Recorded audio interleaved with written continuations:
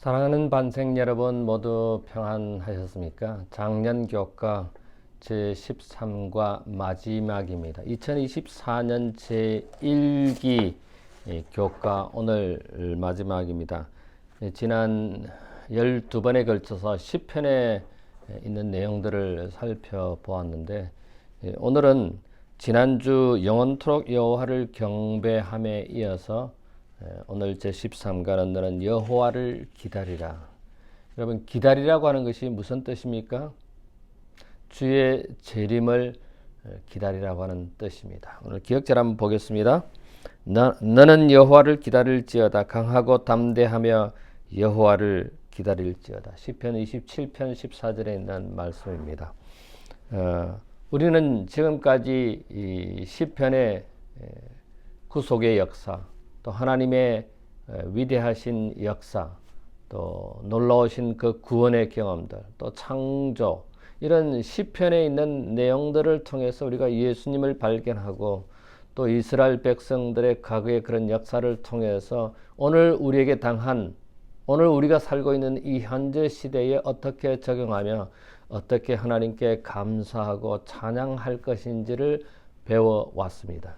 그런데 결국은 우리가 이것을 우리 주의 오심을 마지막 결론 지어지는 것을 오늘 우리 여기에서 확인할 수가 있습니다. 시편은 우리가 소망과 인내 가운데서 주님의 다시 오심을 기다리라고 말하고 있습니다. 여러분, 신약에만 예수님의 재림을 이야기하는 것이 아니라 구약도, 특별히 이 시편에서 우리 주님의 오심을 기다리는 하나님의 백성들의 모습, 또 하나님의 간절한 호소를 볼 수가 있습니다. 여기 TMI 위로에 보면은 몇 가지 질문이 있죠.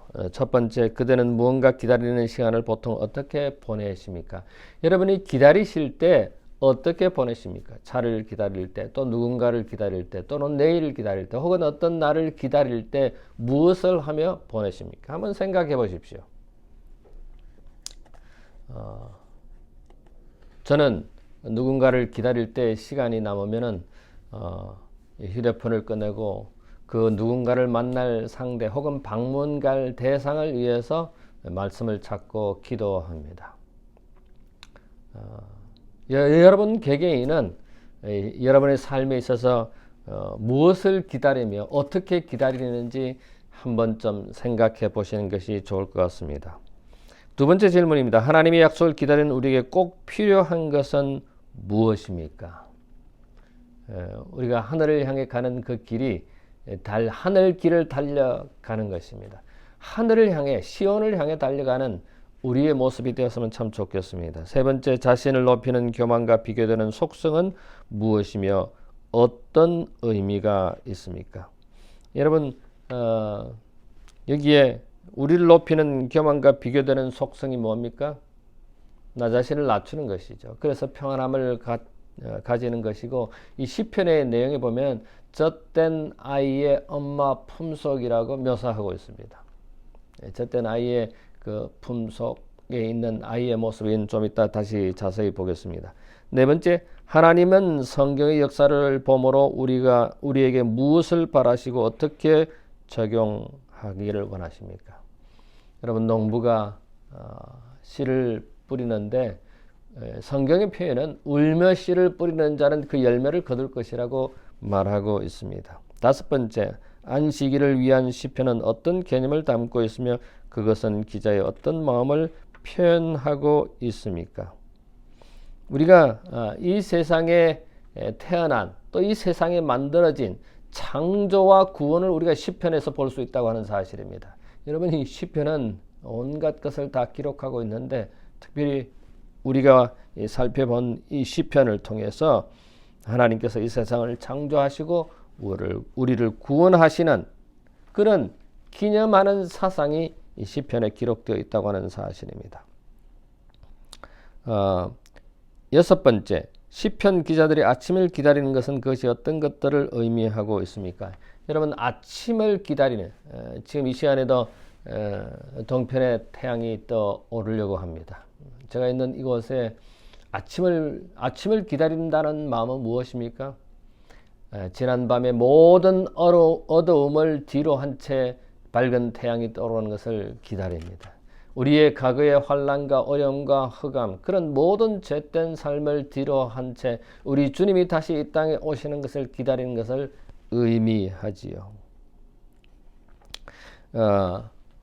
주님이 다시 오신다고 하는 것은 우리의 죄된 모든 세상을 뒤로하고 어두운 것을 뒤로하고 새 생명을, 새 창조를 얻는 그런 기쁨을 만끽하겠죠. 마지막 질문입니다. 제자들은 얼마나 주님의 날을 고대했습니까? 그들이 그 압박을 이길 수 있었던 비결은 무엇입니까? 여러분, 주의 날이 주의 재림을 기다리는 그것이 얼마나 아름다운 것입니까? 그리고 참고 인내하는 제자들의 모습을 우리는 알 수 있습니다. 자, 너는 여호와를 기다리라. 첫 번째, 기다리라는 부르심입니다. 여러분, 기다리라는 것이 무슨 의미죠? 제가 조금 전에 서두에서 말씀드렸다고 하는 것은, 여기서 기다린다고 하는 것은 주의 다시 오심을 말하는 것이죠. 자, 시편 27편, 또 37편, 또 9절, 34절, 39편 7절, 40편 1절, 69편 6절, 뭐 이런 시편뿐만 아니라 갈라디아서 5장 5절, 로마서 8장 18절부터 25절에 기다린다, 바란다, 기다리라는 것입니다. 뭘 기다리는 것입니까? 주의 재림을 기다린다고 하는 것입니다. 이 시편에 각의 하나님의 백성들이 기다리는 그 모습을 자세히 기록하고 있다고 하는 사실입니다. 오늘 현대 우리가 살고 있는, 특별히 이 종말에 살고 있는, 주의 오심이 가까운 이 시기에 살고 있는 우리 모든 반생들이 주의 오심을 이스라엘 백성들이 혹은 우리의 선조들이 기다린 것처럼 우리도 그렇게 기다리라고 하는 것입니다. 그런데 그 기다림에는 무엇가 필요합니까? 인내가 필요하죠. 참고 기다리라는 것입니다. 특별히 요한계시록에도 말씀하신 것처럼 하나님의 백성들, 남은 자손들이 인내로서 기다리라고 하는 그런 말씀입니다. 시편에 나타나는 하나님의 간절한 호소는 우리로 하여금 기다리라고 하는 것입니다. 여러분, 여기 아까 조금 전에 있는 이 시편에 있는 성경절들은 바라다, 기다리다, 이런 내용이 계속 나오는데 사실은 똑같은 어원, 히브리의 카라에서 나온 똑같은 어원입니다. 그래서 우리는 우리의 소망을, 우리의 희망을 주의 오심을 거기에 두는 것이죠. 우리가 주의 이 땅에 오심을 생각할 때 영원한 영생을, 새로운 생명, 새 세상을 보게 될 것입니다. 자, 너는 여호와를 기다리라. 둘째 날, 젖된 아이의 평안입니다. 젖된 아이, 젖을 뗀 아이가 그 엄마 품에 있는 모습을 한번 상상해 보십시다. 우리도 엄마 품을 참 좋아하죠. 우리가 다 어머니의 태에서 나와서 출생해서 엄마의 젖을 먹고 자랐고 엄마의 품에서 우리가 우리의 삶을 보낸 것을 기억할 수 있습니다. 이 세상에서 제일 평안한 곳이 어디입니까? 엄마 품이 아니겠습니까? 그런데 여기에 젖된 아이의 평안, 시편 131편에 엄마 품에 있으면 모든 것을 잊을 수 있습니다. 두려움, 어려움, 엄마 품에는 모든 것이 해결되는 것을 우리가 알지 않습니까? 배고픔도, 아픔도, 외로움도, 괴로움도, 고통도, 어려움도 엄마 품에 있는 그 아이의 모습입니다. 이 131편은 하나님과의 관계에 대해서 무엇을 가르쳐 줍니까? 하나님과 우리와의, 나와의 관계에 있어서 신뢰를 가르쳐 주고 있습니다. 그래서 우리는 시편 131편 2절에 젖된 아이가 그 어머니의 품에 있는 모습은 은유적인 표현이죠. 평온을 얻을 수 있고 말하고 있는 것입니다. 다시 말해서 이 아이와 엄마의 사랑의 관계를 우리는 확인할 수 있죠. 우리가 주님 품에 있는다면은 그 세상의 어떤 외로움도, 괴로움도, 고통도, 어두움도 물리칠 수가 있고 주님 안에서 평안을 얻을 수 있다고 하는 그런 말씀인 것입니다. 너는 여호와를 기다리라. 셋째 날, 단을 가지고 돌아오리라. 단을 가지고 돌아온다는 게 이 단이 뭡니까? 곡식단입니다. 열매입니다. 추수입니다. 추수할 그 단을 가지고 돌아온다. 시편 126편에 있는 말씀입니다. 하나님께서 우리를 위하여 큰 일을 행하셔서 시온에 포도를 돌려 보내실 약속인 것입니다. 자, 우리의 산 믿음은 과거에 하나님의 백성을 위해 행하신 그분의 위대한 일들을 주님께서 우리를 행하신 그 소중한 것입니다. 우리가 과거를 기억한다고 하는 것은 오늘을 향한 새로운 희망을 불러일으킵니다. 추수가 끝나면 예루살렘을 향해서 열매를 가지고 그 추수한 것을 가지고 하나님의 성전에 가지고 옵니다. 하나님께 드리는 것입니다. 우리가 우리의 삶에 있어서 주님께서 나의 삶에 어떻게 역사하셨는지를 분명하고 또 틀림없이 확인하는 것은 다른 사람들을 비교해 볼 때, 다른 사람들에게 적용해 볼 때 하나님의 그 위대하심을 우리는 알 수 있습니다. 하나님의 백성이 겪고 있는 현재의 시련도 마지막 때는 구원의 기쁨으로 열매를 맺게 될 것이라고 하는 사실입니다. 사랑하는 우리 모든 반생 여러분, 우리가 이 땅의 마지막 시대에 살고 있는 우리에게 지금 고통이 있다면, 지금 환난이 있다면, 지금 어려움이 있다면 조금만 더 참으시면 우리 주님이 다시 이 땅에 우리를 데리러 오실 것이고 우리를 영원한 생명, 영원한 새 세상에 있게 할 것이라고 하는 것입니다. 교회증은 6권 420쪽에 보면은 추수의 희망을 안고 씨를 뿌리라.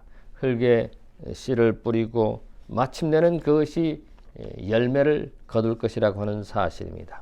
너는 여호와를 기다리라. 넷째 날 하나님의 안식일의 쉼을 기다립니다. 이 시편에 있는 내용을 통해서 우리가 구원의 역사를, 창조의 역사를 우리가 확인합니다. 빠질 수 없는 주제가 안식일입니다.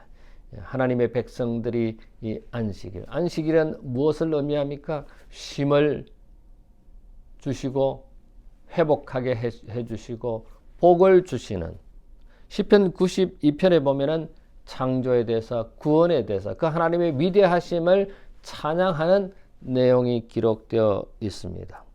그래서 이 시편 92편은 두 가지 사건을, 두 가지 주제를 강조하고 있는데 그 첫 번째는 창조고 두 번째는 구원입니다.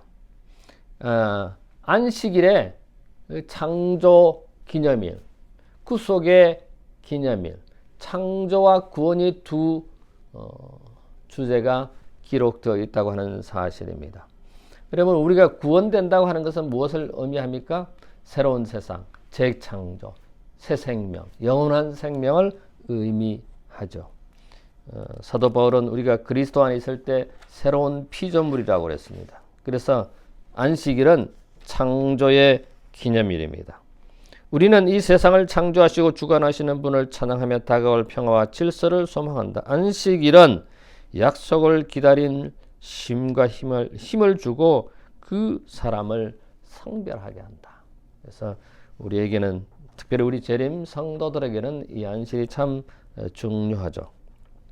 이 안식일은 이 땅에서 지킬 것뿐만 아니라 이사야 66장 22절 23절에 보면은 새하늘 새 땅에서도 우리가 이 안식일에 모여서 하나님을 경배한다고 기록하고 있습니다. 다섯째 날입니다. 너는 여호와를 기다리라. 아침의 기쁨이 오리라. 여러분, 아침의 기쁨, 아까 서두에 말씀드렸듯이 아침은 무엇을 의미합니까? 밤이 다 지나고 어둠이 다 지나고 고통이 다 지나고 이제는 동편에 태양이 떠오른 밝은 세상을 의미하는 것입니다. 시편 5편 3절, 30편 5절, 또 49편 14절, 59편 16절, 92편 2절, 119편 140절, 또 베드로후서 1장 19절, 요한계시록 2장 22장 16절, 여기 계속해서 아침에 대해서 이야기합니다. 아침의 기도하며 바라리라. 아침마다 날이 밝기 전에, 날이 새어 새벽별. 이 아침에 대해서 계속 이야기합니다. 아침은 절망과 고난의 밤, 그 긴 밤을, 어두움을 뒤로 하는 시간이 아침입니다. 그래서 이것을 하나님의 은혜라고 시편 130편 5절과 6절, 또 시편 143편에 이야기하고 있습니다. 마가복음 16장 1절부터 8절에 보면은 아침에 어떤 일이 일어났습니까? 아침에 예수님께서 부활하셨죠. 일어나셨습니다. 아침은 부활의 생명의 날을 암시하고 있다고 하는 것입니다. 새별이 새날의 시작을 알리듯이 믿음은 하나님의 자녀에게 있는 영생이라고는 새로운 현실을 기대하고 있다고 합니다. 자, 아침에 기쁨이 옵니다.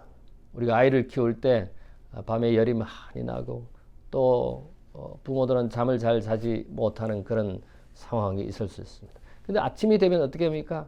그 아이의 열이 내리고 아이의 고통이 사라지고 잠든 모습을 우리는 경험하지 않았습니까?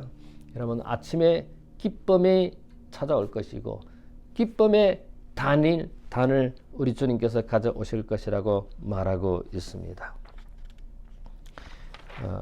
마지막 6째 날입니다. 너는 하나님의 여호와를 기다리라. 정로의 계단 8장에 보면은 주 안에서 안식하고 끈기 있게 그분을 기다리라. 우리의 기다림이 힘겹고 불확실하며 외로울 때 우리는 예수님께서 성천하신 날에 제자들을 기억해야 한다. 제자들의 눈앞에서 예수님이 하늘로 올라가셨고 그들은 알 수 없는 어느 날에 다시 오실 주님을 기다리는 가운데 이 땅에 남겨졌다. 지금 당장 하나님의 나라가 이루어지길 그날의 제자들보다 열망한 사람이 있을까? 그들은 분명 주님 지금 우리와 함께 데려가옵소서며 간절히 바랐을 것이지만 그들은 아버지께서 약속하신 것과 예수님의 재림을 기다리는 지시를 받았다. 여호와를 기다리라.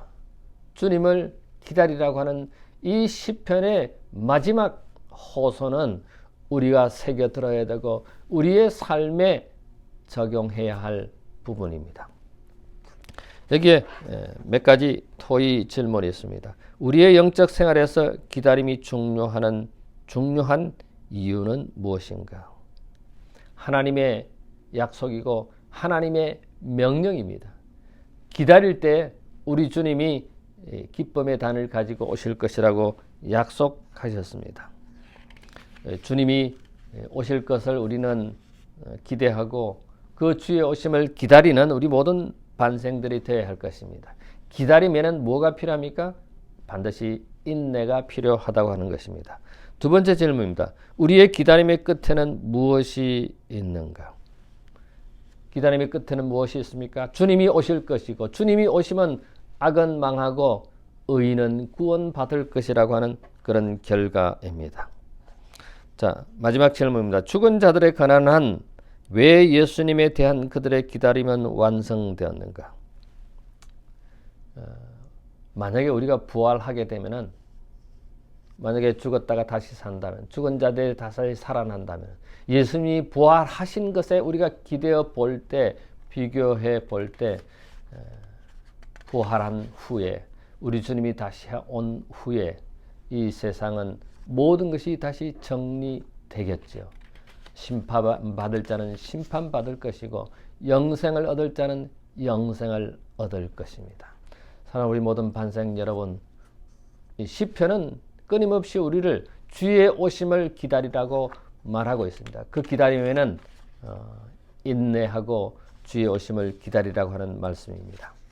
우리는 2024년 1기 이 시편을 공부하면서 시편 속에 들어있는 하나님의 창조와 하나님의 구속, 구원의 역사를 살펴보면서 우리가 3개월을 지나왔습니다.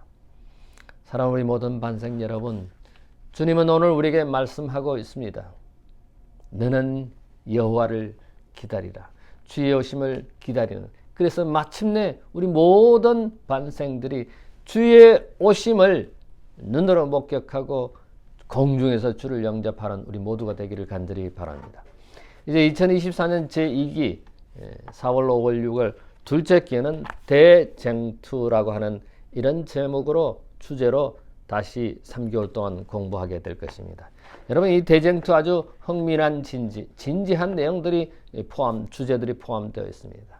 다가오는 3개월 동안, 또 다가오는 한 주 동안 우리가 이 대쟁투 이 말씀을 가지고 공부하시게 되기를 바랍니다.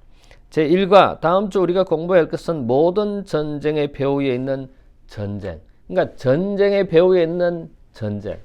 이 전쟁이 일어나는 그 백그라운드는, 그 근본은 무엇인지를 우리가 살펴보게 될 것입니다. 한 주 동안 하나님의 말씀을 잘 연구하셔서 큰 유익을 얻는 우리 모든 반생들 되기를 간절히 바랍니다. 잠시 머리를 숙일까요?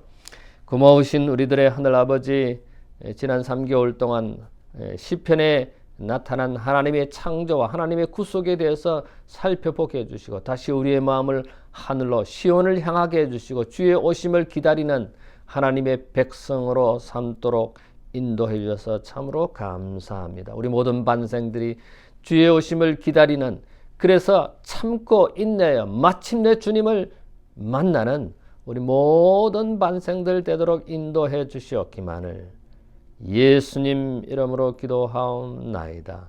아멘.